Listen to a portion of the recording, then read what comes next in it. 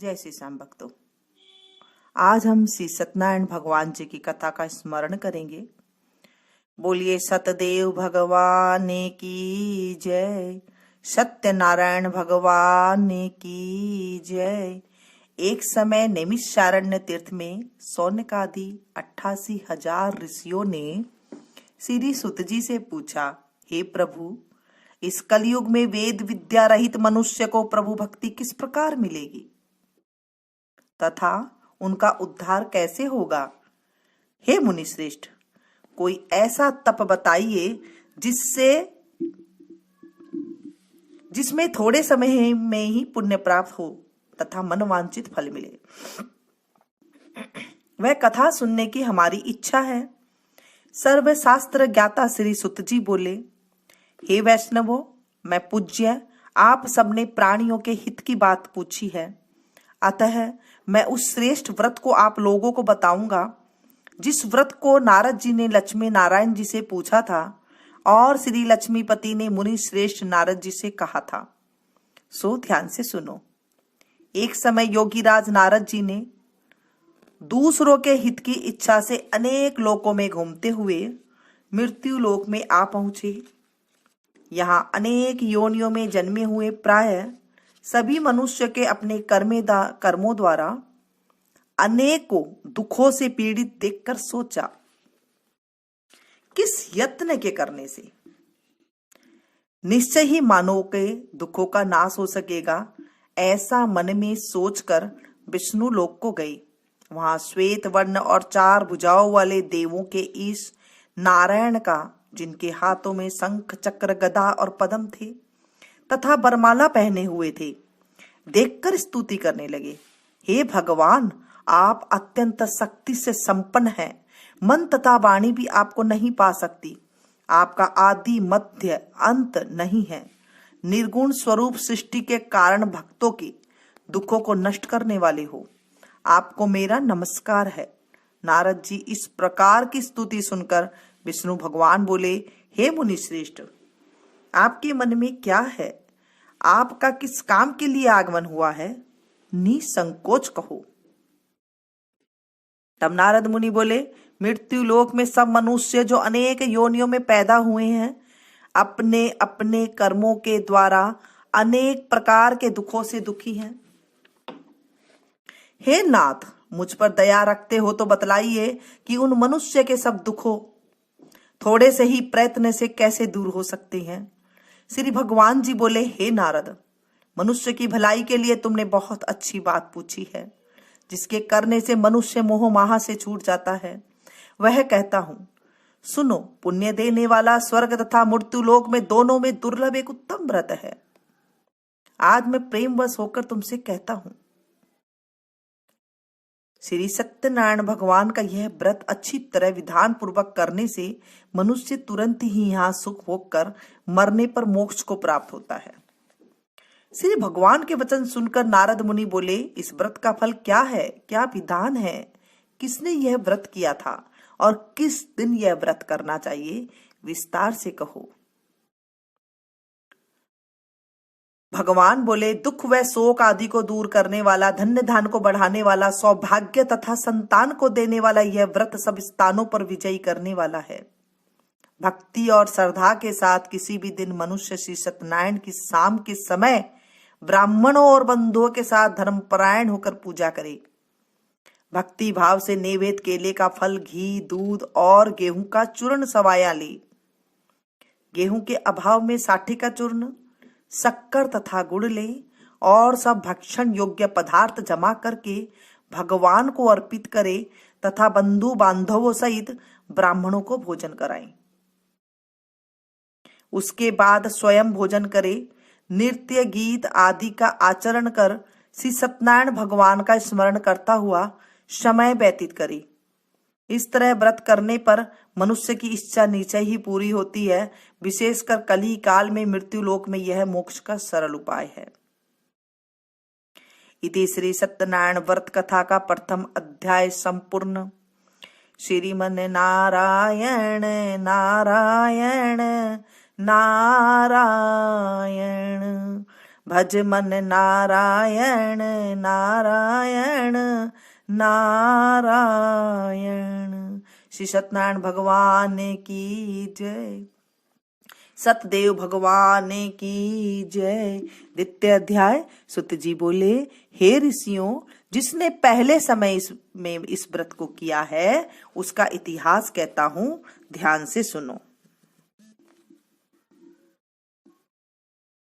सुंदर काशीपुर नगरी में एक अत्यंत निर्धन ब्राह्मण रहता था। वह भूख प्यास से बेचैन हुआ नित्य पृथ्वी पर घूमता रहता था। ब्राह्मणों से प्रेम करने वाला भगवान ने ब्राह्मण का रूप धारण कर उसके पास जाकर आदर के साथ पूछा, हे विप्र, नित्य दुखी हुआ पृथ्वी पर क्यों घूमता है? दीन ब्राह्मण बोला, मैं निर्धन ब्राह्मण हूं, भिक्षा के लिए पृथ्वी पर फिरता रहता हूं। हे भगवान, यदि आप इसका उपाय जानते हो तो कृपा करके कहो। वृद्ध ब्राह्मण बोला, सत्यनारायण भगवान मनवांछित फल देने वाले हैं, इसलिए हे ब्राह्मण, तू उनका पूजन कर, जिसके करने से मनुष्य सब दुखों से मुक्त होता है।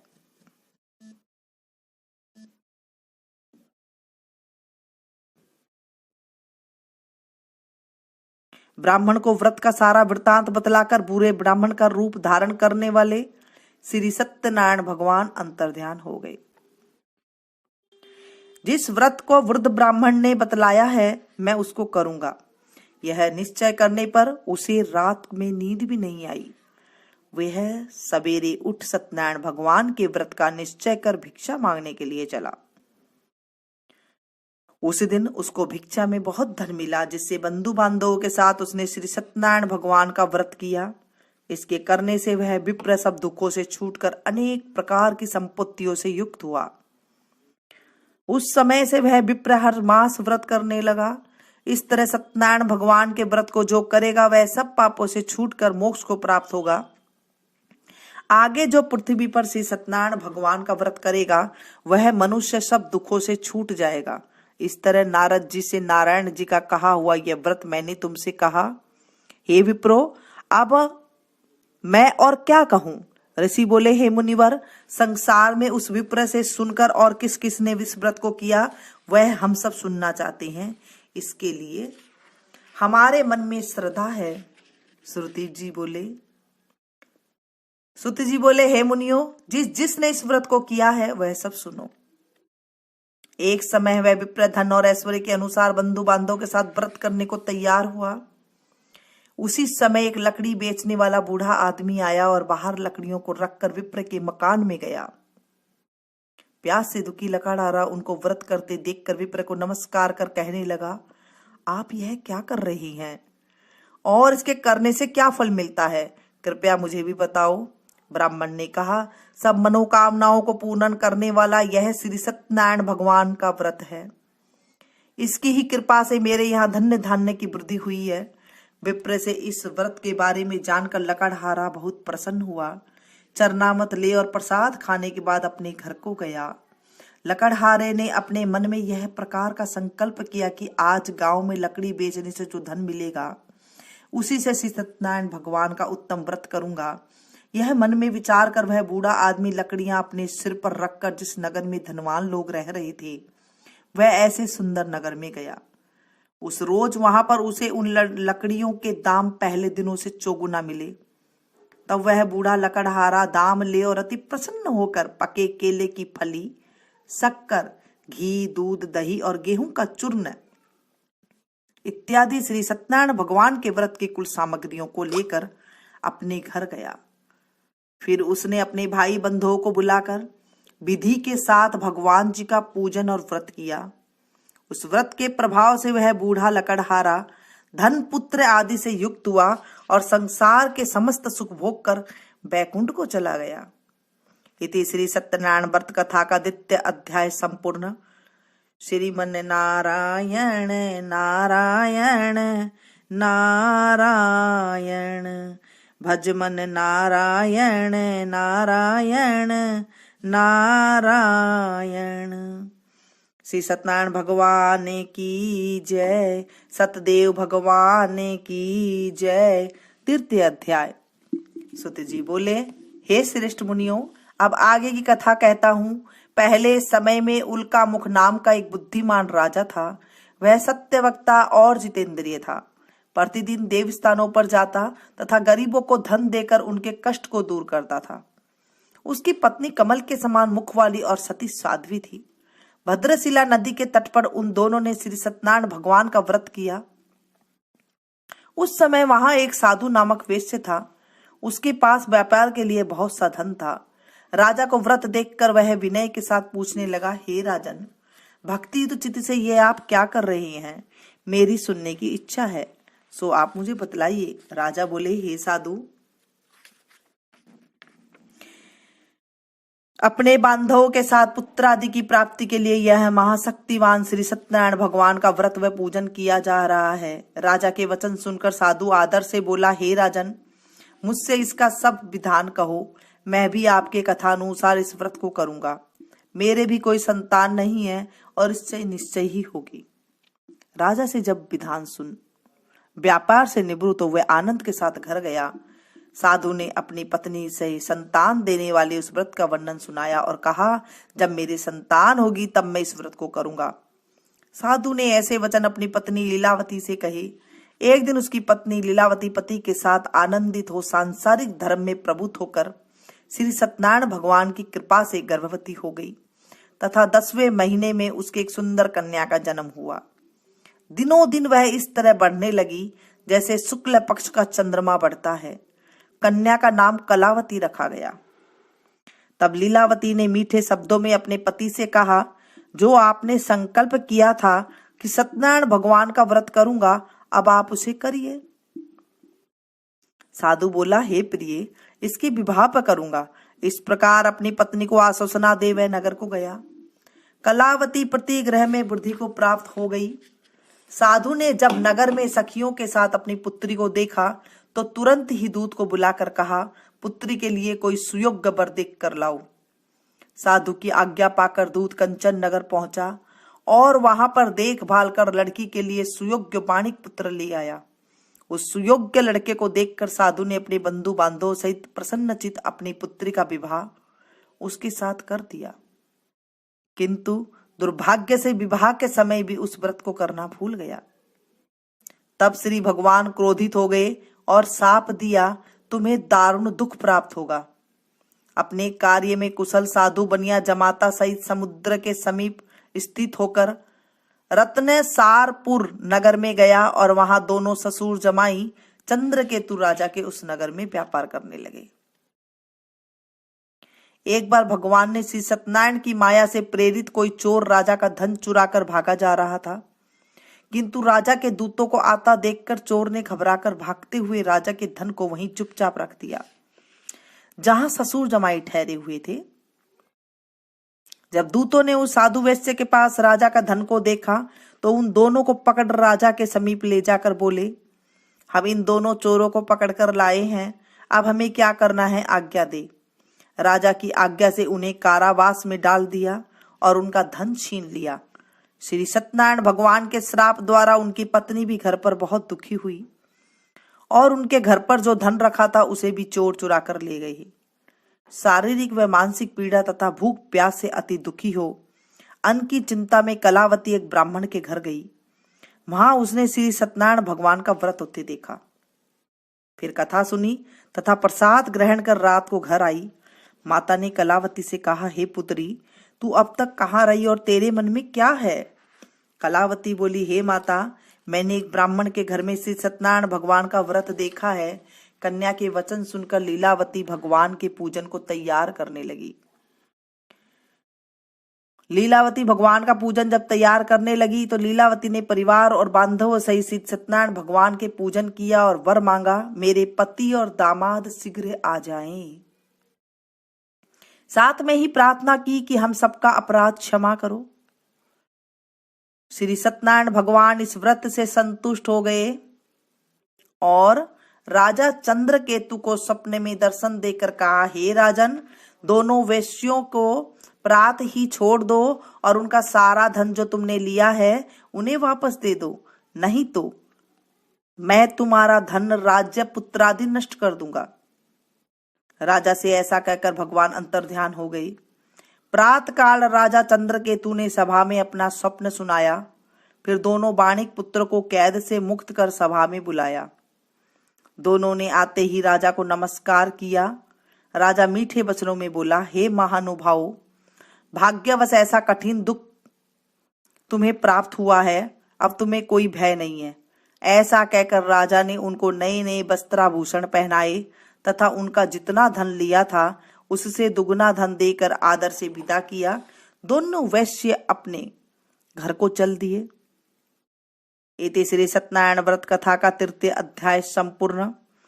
श्रीमन नारायण नारायण नारायण, भज मन नारायण नारायण नारायण। श्री सत्यनारायण भगवान की जय, सतदेव भगवान की जय। 4 अध्याय। सुत जी बोले, वैश्य ने मंगलाचार करके यात्रा आरंभ की और अपने नगर को चल दिए। उसने थोड़ी दूर निकलने पर दंडी वेशधारी श्री सत्यनारायण से उनसे पूछा, हे साधु, तेरी नाव में क्या है? अभिमानी वाणिक हंसता हुआ बोला, हे दंडी, आप क्यों पूछ रहे हो? क्या धन लेने की इच्छा है? मेरी नाव में तो बेल और पत्ते भरे पड़े हैं। वैश्य का कठोर वचन सुनकर श्री भगवान ने कहा, तुम्हारा वचन सत्य हो। दंडी ऐसा कहकर वहां से दूर चले गए और कुछ दूर जाकर समुद्र के किनारे बैठ गई। दंडी के जाने पर वैश्य ने नित्य क्रिया करने के बाद नाव को ऊंची उठी देखकर अचंबा किया तथा नाव में बेल पत्ते आदि देखकर मूर्छित हो जमीन पर गिर पड़ा। फिर मूर्छा खुलने पर अत्यंत शोक प्रकट करने लगा। तब उसका दामाद बोला, आप शोक न करें, यह दंडी का शाप है, अतः उनकी शरण में चलना चाहिए, तभी हमारी मनोकामना पूरी होगी। दामाद के वचन सुनकर वह दंडी के पास पहुंचा और अत्यंत भक्ति भाव से नमस्कार करके बोला, मैंने जो आपसे असत्य वचन कहे थे उनको क्षमा करो। ऐसा कहकर शोकातुर हो रोने लगा। तब दंडी भगवान बोले, हे बाणिक पुत्र, मेरी आज्ञा से बार बार तुम्हें दुख प्राप्त हुआ है, तू मेरी पूजा से विमुख हुआ है। साधु बोला, हे भगवान, आपकी माया से ब्रह्मा आदि देवता भी आपके रूप को नहीं जानते, तब मैं अज्ञानी कैसे जान सकता हूँ? आप प्रसन्न होइए, मैं सामर्थ्य के अनुसार आपकी पूजा करूंगा। मेरी रक्षा करो और पहले के समान नौके में धन भर दो। उसके भक्ति युक्त वचन सुनकर भगवान प्रसन्न हो उसकी इच्छा अनुसार वर देकर अंतर्ध्यान हो गए। तब उन्होंने नाव पर आकर देखा कि नाव धन से परिपूर्ण है। फिर वह श्री सत्यनारायण भगवान का पूजन कर साथियों सहित अपने नगर को चला। जब वह अपने नगर के निकट पहुंचा तब दूत को घर भेजा। दूत ने साधु के घर जाकर उसकी पत्नी को नमस्कार कर कहा, साधु अपने दामादी सहित इस नगर के समीप आ गए हैं। ऐसा सुन साधु की पत्नी ने बड़े हर्ष के साथ श्री सत्यनारायण का पूजन कर पुत्री से कहा, मैं अपने पति के दर्शन के लिए जा रही हूं, तू कार्य पूर्ण कर शीघ्र आ। माता के ऐसे वचन सुनकर कलावती प्रसाद छोड़कर जल्दी से पति के पास गई। प्रसाद की अवज्ञा के कारण श्री सत्यनारायण भगवान ने रुष्ट हो उसके पति को नाव सहित पानी में डुबो दिया। कलावती अपने पति को न देखकर रोती हुई जमीन पर गिर गई। इस तरह नौका को डूबा हुआ तथा कन्या को रोता हुआ देख साधु उस दुखी होकर बोला, हे प्रभु, मुझसे या मेरे परिवार से जो भूल हुई है उसे क्षमा करो। उसके दीन वचन सुनकर श्री सत्यनारायण भगवान प्रसन्न हो गए और आकाशवाणी हुई, हे साधु, तेरी कन्या मेरे प्रसाद को छोड़कर आई है, इसलिए उसका पति अर्दृश्य हुआ है। यदि वह घर जाकर प्रसाद खाकर लौटे तो इसे पति अवश्य मिलेगा। आकाशवाणी सुनकर कलावती ने घर पहुंचकर प्रसाद खाया, फिर पति के दर्शन किए। तत्पश्चात साधु ने बंधु बांधवों सहित श्री सत्यनारायण भगवान का विधि पूर्वक पूजन किया। उसके बाद इस लोक में सुख भोग कर अंत में स्वर्ग लोक को गया। इति श्री सत्यनारायण व्रत कथा का चतुर्थ अध्याय संपूर्ण। श्रीमन नारायण नारायण नारायण, भज मन नारायण नारायण नारायण। श्री सत्यनारायण भगवान की जय, सत्यदेव भगवान की जय। सुत जी बोले। पंचम अध्याय। सुत जी बोले, हे ऋषियों, मैं और भी कथा कहता हूं, सुनो। प्रजा पालन में लीन तुंगध्वज नाम का एक राजा था। उसने भी भगवान का प्रसाद त्याग कर बहुत दुख पाया। एक समय वन में जाकर वन्य पशुओं को मारकर बड़ के पेड़ के नीचे आया। वहां उसने ग्वालों को भक्ति भाव से बांधवों सहित श्री सत्यनारायण जी का पूजन करते देखा। राजा देखकर भी अभिमानवश वहां नहीं गया और न ही नमस्कार किया। जब ग्वालों ने भी भगवान का प्रसाद उसके सामने रखा तो वह प्रसाद त्याग कर अपनी नगरी को चला गया। वहां पहुंचकर उसने अपना सब कुछ नष्ट पाया। तब वह जान गया कि यह सब भगवान ने किया है। तब वह विश्वास कर ग्वालों के पास गया और विधि पूर्वक पूजन कर प्रसाद खाया। सो श्री सत्यनारायण भगवान की कृपा से सब कुछ पहले जैसा हो ही गया। फिर दीर्घ काल तक सुख भोग कर मृत्यु होने पर स्वर्ग लोक को गया। जो मनुष्य इस परम दुर्लभ व्रत को करेगा, भगवान की कृपा से उसे धन्य धान्य की प्राप्ति होगी, निर्धन धनी और बंधीर बंधन से मुक्त निर्भय हो जाता है। संतानहीनों को संतान प्राप्त होती है तथा सब मनोरथ पूर्ण होकर अंत में वैकुंठ धाम को जाता है। जिन्होंने पहले इस व्रत को किया है, अब उनके दूसरे जन्म की कथा कहता हूं। वृद्ध सतानंद ब्राह्मण ने सुदामा का जन्म लेकर मोक्ष को पाया। लकड़हारे ने अगले जन्म में निषाद बनकर मोक्ष प्राप्त किया। उल्का मुख नाम का राजा दशरथ होकर बैकुंठ को प्राप्त हुआ। साधु नाम के वैश्य ने मोरध्वज बनकर अपने पुत्र को आरे से चीरकर मोक्ष को प्राप्त किया। महाराज तुंगध्वज ने स्वयंभू होकर भगवान में भी भक्ति युक्त हो कर्म कर मोक्ष प्राप्त किया। इति श्री सत्यनारायण व्रत कथा का पंचम अध्याय संपूर्ण। श्रीमन नारायण नारायण नारायण, भज मन नारायण नारायण नारायण। श्री सत्यनारायण भगवान की जय। अब हम भगवान जी सत्यनारायण भगवान जी की आरती करेंगे। ओम जय लक्ष्मी रमणा, स्वामी जय लक्ष्मी रमणा, सत्यनारायण स्वामी श्री सत्यनारायण स्वामी, जनपातक हरणा, जय लक्ष्मी रमणा, रतन जड़ित सिंहासन, अद्भुत छवि राजे ओ स्वामी अद्भुत छवि राजे, नारद करत निरंजन, नारद करत निराजन, घंटा ध्वनि बाजे, जय लक्ष्मी रमणा, प्रगट भये कलि कारण, दिज को दरस दिया स्वामी दिज को दरस दियो, बूढ़ो ब्राह्मण बन कर, बूढ़ो ब्राह्मण बन कर कंचन महल कियो, जय लक्ष्मी रमणा, दुर्बल भील कठारो, जिन पर कृपा करी, स्वामी जिन पर कृपा करी, चंद्रचूड़ एक राजा, चंद्रचूड़ एक राजा, तिनकी विपत्ति हरी, जय लक्ष्मी रमणा। वैश्य मनोरथ पायो सरधा तज दीनी, स्वामी सेवा तज दीनी। सो फल भोग्यो प्रभु जी, सो फल भोग्यो संवरा, फिर स्तुति कीनी। जय लक्ष्मी रमणा।